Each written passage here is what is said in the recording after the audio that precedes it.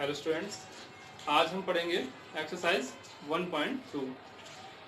इसका पहला क्वेश्चन है, नीचे दिए गए कथन सत्य हैं या असत्य, कारण के साथ अपने उत्तर की जांच कीजिए या उत्तर दीजिए। ठीक, इसका पहला है, प्रत्येक अपरिमेय संख्या एक वास्तविक संख्या होती है।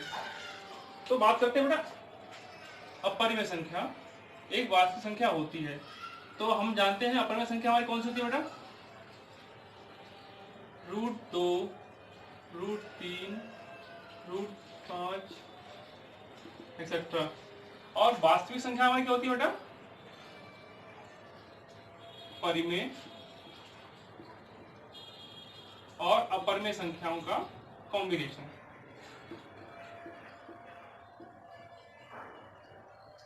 परिमेय और अपरिमेय संख्याओं का कॉम्बिनेशन। तो इसने कहा था प्रत्येक अपरिमेय संख्या एक वास्तविक संख्या होती है। तो आप देख रहे हो वास्तविक संख्याओं में परिमेय और अपरिमेय दोनों आ रही हैं, उनका ग्रुप आ रहा है। तो नॉर्मल सी बात है कि सारी की सारी अपरिमेय संख्या वास्तविक संख्याओं में होंगी ही होंगी। तो ये कथन हमारा कैसा होगा बेटा? सत्य। अगला है बेटा, प्रत्येक वास्तविक संख्या एक अपरिमेय संख्या होती है। अभी पिछले क्वेश्चन में मैंने आपको बताया वास्तविक संख्याएं जो होती हैं वो आपकी परिमेय और अपरिमेय संख्याओं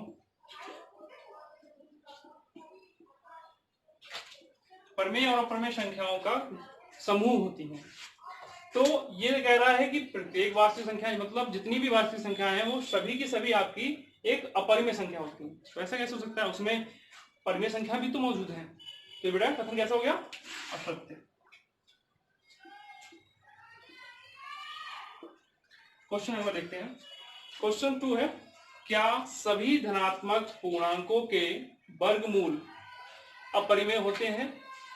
यदि नहीं तो एक ऐसी संख्या के वर्गमूल का उदाहरण दीजिए जो एक परिमेय संख्या है। ठीक है, कह रहे हैं क्या सभी धनात्मक पूर्णांकों के वर्गमूल अपरिमेय होते हैं? नहीं बेटा, ये आवश्यक नहीं है कि जितने भी आपके धनात्मक पूर्णांक है वे सभी के सभी उनके अगर वर्गमूल निकाले जाएं तो आपके अपरिमेय आए। अब बात कर रहा है अगर नहीं है तो एक ऐसी संख्या का वर्गमूल का उदाहरण दीजिए जो एक परिमेय संख्या हो। उदाहरण देख लेते हैं इसका।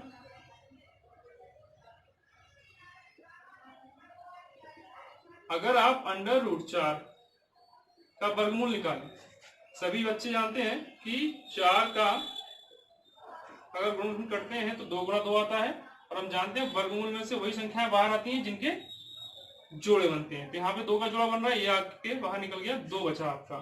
तो क्या ये आपका एक अपरिमेय संख्या है? ये तो बेटा आपकी परिमेय हुई क्योंकि इसके बटे में कुछ नहीं है। तो एक ले लें अगर हम, तो ये p/q के रूप में रखी हुई है और जो कि कैसी है? परिमेय संख्या।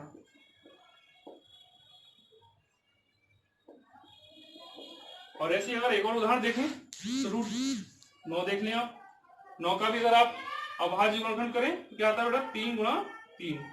3 का जोड़ा बन रहा है, ये भी बाहर आएगा, 3/1 हो गया, और ये भी आपकी एक परिमेय संख्या है। क्वेश्चन नंबर 3 है आपका, दिखाइए कि संख्या रेखा पर √5 को किस प्रकार निरूपित किया जा सकता है। तो बेटा इसको संख्या रेखा पर निरूपित करने से पहले आप एक चीज समझ लें, पाइथागोरस प्रमेय क्या होती है?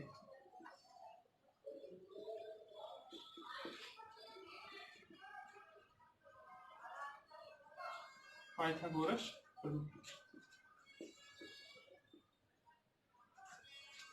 पाइथागोरस नाम के एक मैथमेटिशियन ने समकोण त्रिभुज की भुजाओं से संबंधित एक हम लोगों को फॉर्मूला दिया जिसका नाम रखा उसने पाइथागोरस प्रमेय।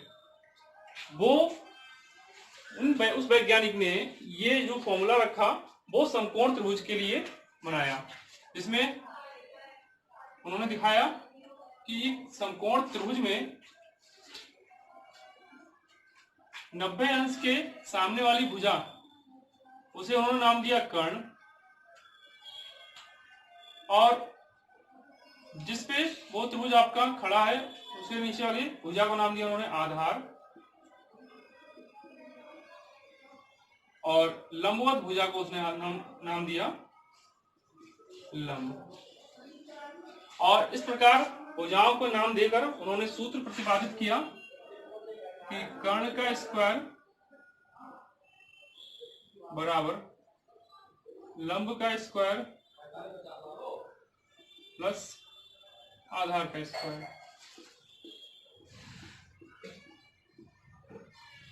तो इस प्रकार इन्होंने पाइथागोरस प्रमेय दी। अब इसी का प्रयोग करके हमें इस क्वेश्चन को करना है। इस प्रकार करना है इसका प्रयोग। देखिए, सबसे पहले हमारा काम ये रहेगा कि रूट 5 को हम पाइथागोरस प्रमेय की सहायता से तोड़ लें। तो इसमें सबसे पहले ऐसा करते हैं हम लोग बेटा, आधार अपना ले लेते हैं 1, और 1 लेने के बाद 5 में से 1 आपने अलग किया तो बची संख्या 4। और आप जानते हो इसको आप लिखेंगे किसमें बेटा, स्क्वायर में लिखना चाहिए, लिखना पड़ेगा ही पड़ेगा हमें। और यहाँ 4 आप जानते हो कितने किसका वर्ग होता है, 2 का।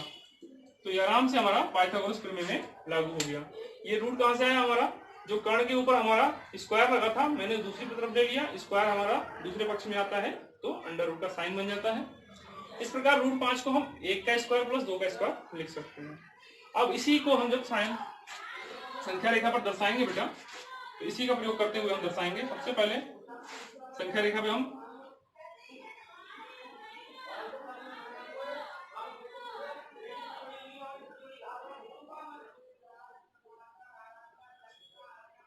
सबसे पहले देखिए, आधार बेटा मैंने क्या बोला था आपसे लेने के लिए 1, सॉरी आधार बोला मैं आपसे लेने के लिए 2। तो आप पहले 0 से 2 सेंटीमीटर की दूरी अपनी, मतलब 2 अंकों तक की दूरी चलें और इसे एक नाम दे दें। इसको नाम दे देता हूं मैं A, इसको नाम देता हूं A। और अब अगला काम हमारा ये होगा, बिंदु A पर 90 डिग्री का कोण बनाता हुआ एक 90 डिग्री का कोण आती हुई एक लंबवत रेखा खींचेंगे।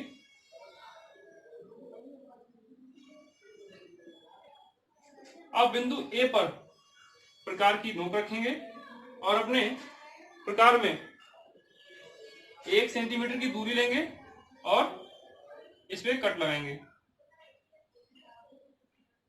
आर्क लगाने के बाद इसने जहां काटा इसका नाम देंगे B। अब B को आप O से मिला दें बेटा। अब फिर से दोबारा अपना प्रकार लीजिए, प्रकार का पॉइंट रखिए O पर और पेंसिल की पॉइंट रखिए B पर। अब O को केंद्र मानते हुए एक आर्क नीचे की ओर लगाइए।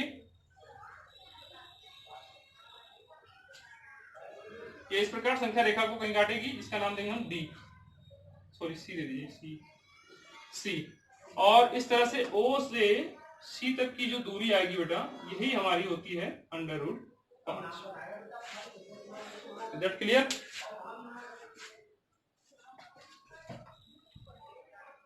अगला क्वेश्चन क्या है हमारा? अगला क्वेश्चन है बेटा, कक्षा के लिए क्रियाकलाप, वर्गमूल सर्पिल की रचना। अब वर्गमूल सर्पिल की रचना कैसे होती है देखिए, इसके लिए सबसे पहले हम लोग 1 सेंटीमीटर का खींच लेते हैं, 1 सेंटीमीटर का रेखाखंड, ठीक। फिर उस पे 90 अंश का कोण बनाएंगे। ये काम सब आप चांदे से करेंगे, ठीक है, ध्यान रखिएगा, मैं स्केल से कर रहा हूं चांदा नहीं होने की वजह से। तो 90 अंश का उस पे कोण बनाएंगे, 90 अंश का कोण बना देता हूं मैं इस पे, और वो भी 90 अंश का कोण बनाएंगे, ध्यान रखिएगा 1 सेंटीमीटर का ही हो, जो ऊंचाई इसकी लंबाई हो इस लंब की, वो भी 1 सेंटीमीटर ही हो। तो ये भी 1 हो गया और ये भी 1 हो गया, ठीक है बेटा। अब इसको तो हम नाम दे देते हैं O, इसको दे दीजिए P। अब इसको मिला दीजिए, इसको जहां ये आया इसको दे दिया P1, इसको हमने OP को मिला दिया। अब फिर इसके बाद आगे बढ़ते हैं। अब आपका जो OP है बेटा, अब इस पे फिर आप चांदी की सहायता से फिर इस पे 90 अंश का कोण बनाएंगे और 1 सेंटीमीटर की लंबाई रखेंगे। 90 अंश का मैं स्केल से बना रहा हूं, आप लोग चांदी से बनाएंगे। ये बन गया 90 अंश का कोण, ये मिल गया आपको P2। ये हो गया बेटा, इसको भी मिला दिया फिर O से। अब इस प्रकार फिर से आगे बढ़ते हैं और फिर से हम बनाते हैं नभ्यंश का कोण। नभ्यंश का कोण बनाएंगे, 1 सेंटीमीटर डिस्टेंस रखेंगे।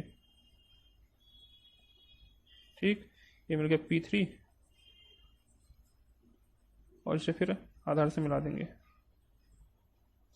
इस प्रकार हम आगे तक बढ़ाते रहेंगे और देखिए इस प्रकार हमने ये आगे तक P4,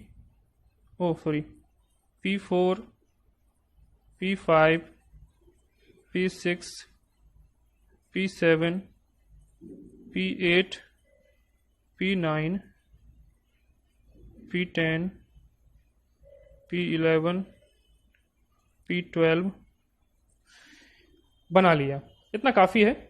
और ये सभी मैं आपसे बता दूं, ये सब आपके रूट हैं। किसके? पहला जो आया देखिए, एक और एक ही लेना है, एक और एक, ये हो गया रूट 2 का। ऐसे ये रूट 3 का आएगा, ये रूट 4 का आएगा, ऐसे ये रूट 5 का, ये 6, 7, 8, 9, 10, 11, 12, ये रूट, ये कितना है 12 का, 5, 6, 7, 8, 9, 10, 11, 12, ये रूट 13 का। ऐसे ही आप आगे यहां तक कंप्लीट कर लीजिएगा। ठीक है, और ये आपका हो गया वर्गमूल सर्पिल।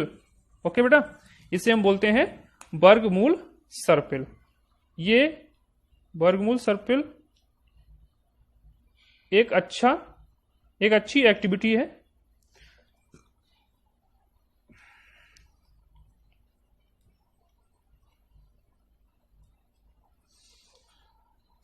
इस प्रकार आपकी ये एक्सरसाइज बेटा 1.2 कंप्लीट होती है। मिलते हैं नेक्स्ट वीडियो में, तब तक के लिए धन्यवाद।